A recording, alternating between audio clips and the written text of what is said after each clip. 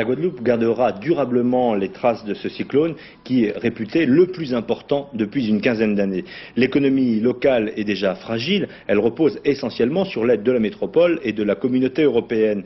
Gros plan sur une économie sous perfusion, elle ne décolle toujours pas, les Antilles françaises importent beaucoup plus qu'elles ne produisent. Philippe Couder. La Guadeloupe, un ensemble économique déjà fort déséquilibré, en crise permanente et qui vient de toute évidence d'être mise à mal une nouvelle fois. Les exploitations agricoles traditionnelles, canne à sucre et bananeraies, sont détruites à 100%. Les prochaines récoltes ne viendront pas.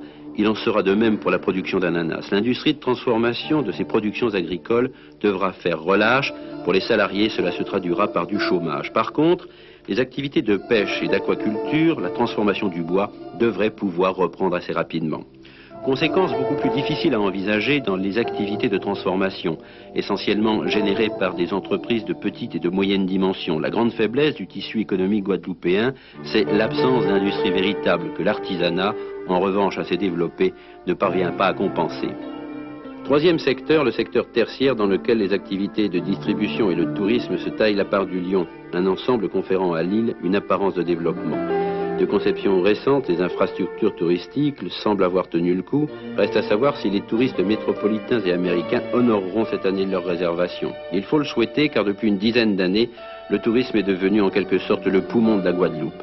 Les investissements y ont été multipliés, grands hôtels et gîtes ruraux affichent complet. Cette année, le fait de passer des vacances en Guadeloupe sera une marque significative de solidarité.